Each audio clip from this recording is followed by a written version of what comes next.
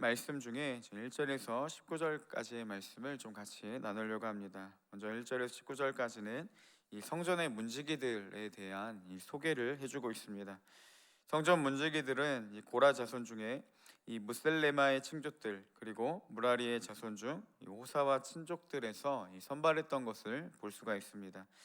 그래서 1절에서 12절까지는 문지기들의 이름이 나열되어 있고 13절에서 19절까지는 이 제비뽑기를 통해 이제 정해진 사역지에 대한 소개를 해주고 있습니다.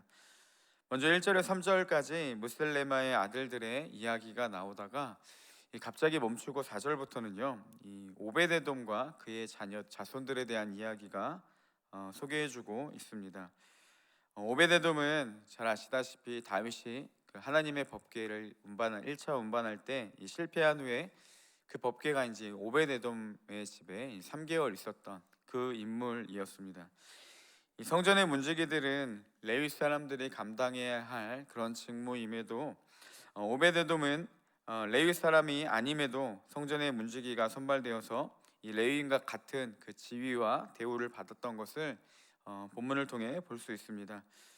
그 이유를요 5절에서는 이렇게 소개합니다. 5절 하반절에 보면 이는 하나님이 오베데돔에게 복을 주셨음이라 라고 기록되어 있습니다.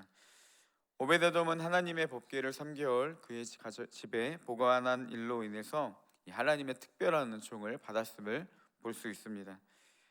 오베데돔이 이 법궤를 집에 두는 이 결정이 쉬운 결정은 아니었습니다. 불과 얼마 전에 법궤로 인해 사람이 죽었으니 그 법궤를 집에 가정에 못 둔다는 것이 한편으로는 그 결정이 큰 두려움이었습니다. 그럼에도 오베데돔은 이 법궤를 자신의 집에 두고 그로 인한 이 하나님의 축복이 그의 가정에 임했던 것을 볼 수 있습니다. 한편으로는 여러분 이 믿음이 이 오베데돔의 결정과 같다라는 것이죠. 믿음으로 살아내는 것, 하나님을 내 삶의 주인으로 모시며 살아내는 것이 결코 쉬운 일은 아닙니다. 하나님의 말씀과 반대되는 그런 세상과 반대로 나아가야 되고 또 나 자신을 부인할 때마다 세상은 우리에게 큰 두려움으로 임하게 됩니다. 그 두려움 속에서도 믿음으로 살아내는 자들, 이 하나님의 말씀을 더욱 신뢰하고 나아가는 자들에게는 반드시 주님이 그의 삶에 함께 하시고 또 놀라운 축복으로 채워주신다라는 것을 오늘 본문을 통해서도 잘 볼 수가 있습니다. 이 세상의 그 어떤 것과도 비교할 수 없는 축복이 믿음으로 살아가는 자들에게 주어진다라는 것이죠. 세상은 끊임없이 하나님의 말씀을 살아가고 자신을 대적하는 자들에게 두려움을 주지만 그 속에서도 날마다 하나님을 가까이 하고 하나님이 주시는 축복이 우리 삶에 가득하기를 주님의 이름으로 축복합니다. 그럼 하나님의 말씀에 나타난 이 하나님의 축복, 특별히 이 오베데돔에게 그의 가정에게 나타난 이 하나님의 축복이 무엇이었는지 좀 구체적으로 살펴보겠습니다. 8절 9절 말씀에 보면 이렇게 기록되어 있습니다.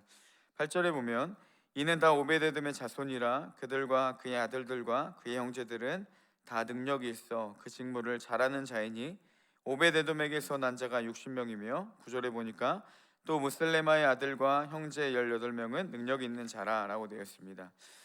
성전의 문지기는 총 93명이었습니다. 그 중에 무셀레마의 집안의 사람들이 18명이었고 호사 집안이 13명이었고 또 이 4절에 나타난 이 오베데돔의 집안의 자손들은요 무려 62명이나 이 성전의 문지기의 역할들을 감당했다라는 거죠. 성전 문지기들 중에 가장 많은 비중이 이 오베데돔의 자손들에게 주어졌음을 알 수가 있습니다. 특히 6절에서는 큰 용사라고 그들을 표현하고 7절에서도 능력이 있는 자, 8절에서도 능력이 있어 그 직무를 잘 감당하는 자라고 이 오베데돔의 자손들이 어떻게 그 일들을 감당했는지를 보여주고 있습니다.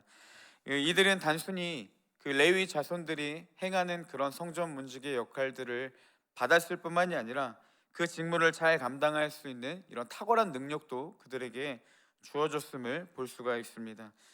오베데돔에게 하나님의 축복이 임하게 되자 그의 자녀들이 하나님의 일을 감당할 뿐만이 아니라 그 일들을 잘 감당할 수 있는 능력까지도 주어지게 되었다라는 거죠.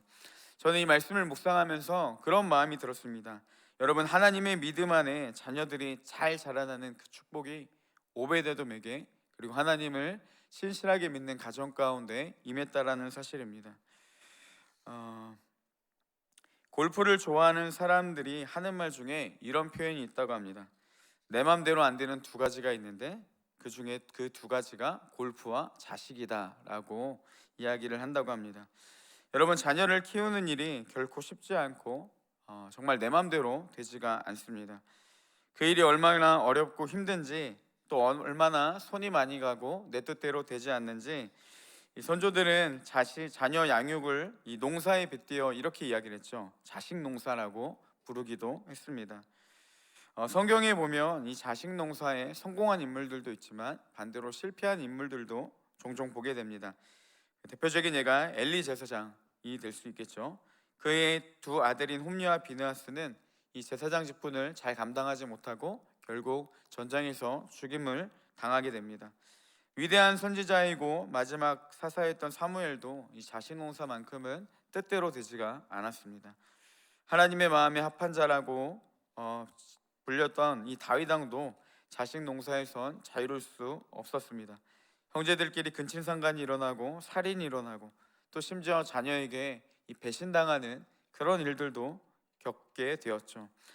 솔로몬도 처음에는 하나님의 신실한 왕이었지만 결국 그 끝은 온전치 못했음을 보게 됩니다.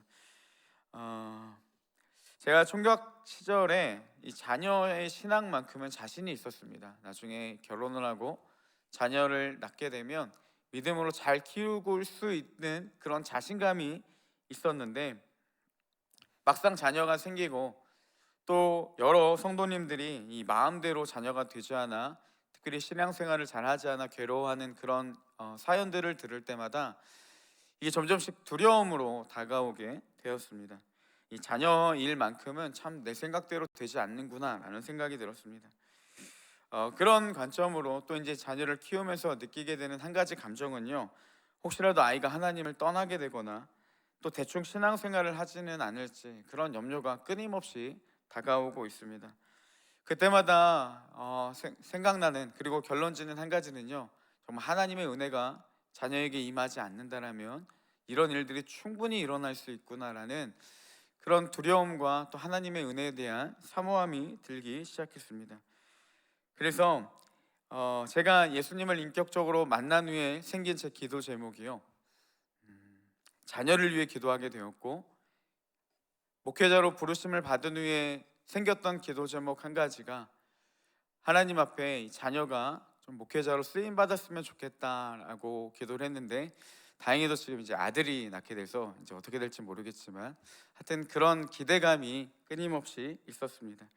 그리고 이제 아이가 신앙생활에 대한 불안감이 있을 때마다 제가 이제 생긴 한 가지 기도 제목이 뭐냐면, 제게 이제 어려운 고난이 올 때마다 또 생각지도 않는 어려움을 만날 때마다 그때마다 이런 기도를 하게 됩니다. 하나님께서 저를 긍휼히 여겨주시고 자녀에게 복을 달라라는 그런 기도를 하고 있습니다. 또 믿음이 흔들리는 때마다 아이만큼은 이 흔들림 없이 하나님의 신앙 안에서 잘 자라나서 하나님의 그 은혜의 축복을 받게 해달라고 그런 기도가 이렇게 하게 되었습니다. 훗날 이 땅에서의 삶을 끝내고 아이가 저를 떠올릴 때 듣고 싶은 말 딱 두 가지가 있는데요, 뭐냐면 첫째는 우리 아버지 예수님 잘 믿었다. 또 한 가지는 아버지의 신앙으로 인해서 내가 많은 하나님의 축복을 받게 되었다. 이 말이 꼭 들었으면 좋겠습니다. 여러분, 우리 자녀들이 잘 먹고 잘 살고 또 남들보다 더 많은 것을 누리고 명예와 지위를 얻는 것도, 그리고 세상에서 성공하는 것도 물론 중요하지만요, 정말 중요한 한 가지가 있는데 무엇이냐면 하나님을 잘 믿어야 한다는 것입니다. 하나님을 잘 믿는 것보다 이 땅에서 주어지는 더 큰 축복은 없다라는 것이죠. 자녀가 믿음 생활을 잘하는 것보다 부모에게 더 큰 행복은 없습니다. 오베데돔이 기쁨으로 하나님의 법궤를 집에 모실 때 그의 가정에 놀라운 하나님의 축복이 임하게 되고, 그 하나님의 축복이 그의 자녀들이 하나님의 일을 감당하며 이 레위 지파들이 할 수 있었던 그런 직무를 감당하고 그 은혜를 누릴 수 있었던 것처럼, 오늘 함께 예배하는 우리 모든 성도님들을 통해 자녀들이 하나님의 귀한 축복을 누리고 진짜 하나님을 잘 믿는 그런 믿음의 가정들이 이루어지는 놀라운 하나님의 축복이 가득하기를 소망합니다. 우리가 하나님 앞에 믿음으로 바로 서고 날마다 하나님의 은혜를 구하고 가정에 하나님의 축복이 가득하기를 소망하며 나아갈 때 이 놀라운 하나님의 은혜가 우리 가운데, 우리 가정 가운데 함께 하실 줄을 믿습니다. 믿음의 축복이 온 사랑의 가정마다 가득하기를 주님의 이름으로 축복합니다. 이 시간 함께 기도하겠습니다.